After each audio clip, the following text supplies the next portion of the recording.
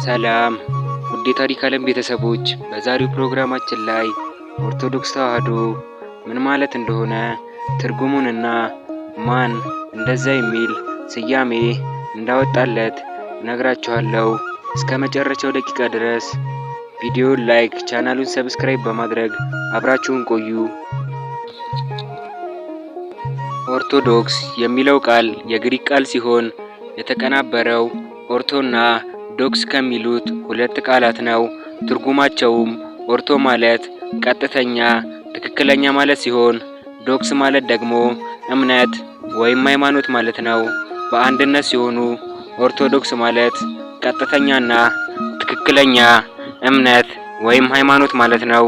ኦርቶዶክስ የሚለው ቃል ለመጀመሪያ ጊዜ አገልግሎት ላይ የዋለው በ325 ዓመተ ምህረት በኒቂያ ጉባኤ ነው። በኒቂያ ወልድ ፍጡር ነው የሚለው የኦሪዮስን ክህደት ትምህርት ለማውገዝና ሃይማኖታቸውን ለማጽናት የተሰበሰቡ ሃይማኖታቸው የቀኑ 318ቱ ሊቃውንት ይህን ቃል የተጠቀሙት ሐዋርያት ያስተማሯት ሃይማኖት ቀጥተኛና ትክክለኛ ናት ለማለት ነው። ሌሎች እንደ ኦሪዮስ ክህደት በየዘመኑ የሚነሱ ልዩ ልዩ አዳዲስ ትምህርቶች የምንፍቅና መሆናቸውን ለማረጋገጥ ይህችን ሃይማኖት ኦርቶዶክስ ብለዋታል።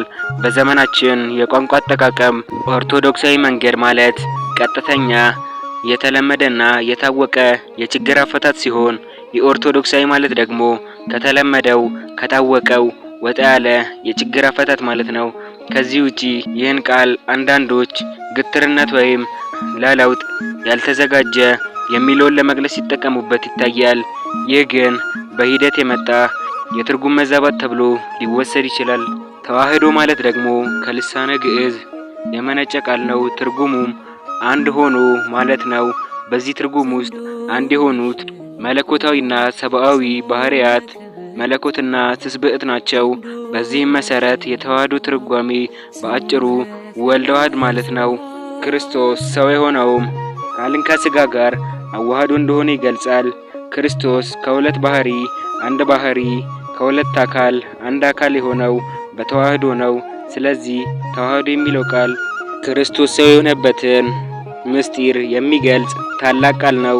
ክርስቶስ ሰው የሆነው በተዋህዶ ነው። የተዋህዶ ምሳሌዎች እነዚህ ናቸው። የነፍስና የሥጋ ተዋህዶ። ነፍስና ሥጋ ተዋህደው አንድ ሰው ይባላል እንጂ ሁለት ሰው አይባልም።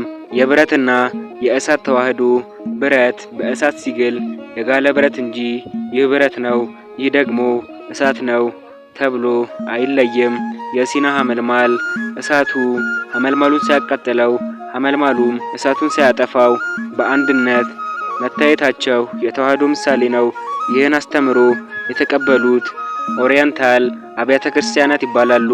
እነዚህም የኢትዮጵያ ኦርቶዶክስ ተዋህዶ ቤተክርስቲያን፣ የኤርትራ ኦርቶዶክስ ተዋህዶ ቤተክርስቲያን፣ የግብጽ ኮፕቲክ ኦርቶዶክስ ቤተክርስቲያን፣ የአርሜኒያ ኦርቶዶክስ ቤተክርስቲያን፣ የሶሪያ ኦርቶዶክስ ቤተክርስቲያን፣ የህንድ ኦርቶዶክስ ቤተክርስቲያን ናቸው። እነዚህ ጉባኤ ኪልቄዶንን የማይቀበሉ የምስራቅ ኦሪየንታል አብያተ ክርስቲያናት በዶግማቸው አንድ ናቸው። አንዳንድ ወገኖች ኦርቶዶክስ የሚል ቃል በመጽሐፍ ቅዱስ ውስጥ የለም ሲሉ ይደመጣሉ።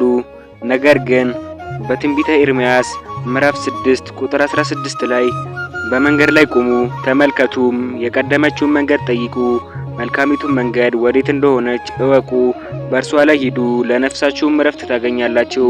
እነርሱ ግን አንሄድባትም አሉ ይላል። በአዲስ ኪዳንም ኢየሱስ ክርስቶስ ትናንትና ዛሬ እስከ ዘለዓለም ሕያው ነው። ይህ የሚያሳየው አንዲት ቀጥተኛ መንገድ ወይም ሃይማኖት እንዳለች ነው። ውድ ቤተሰቦቼ እስከዚህ ሰዓት ስለተከታተላችሁኝ እያመሰገንኩኝ በቀጣይ በሌላ ቪዲዮ እስከምንገናኝ ደህና ይሁኑ።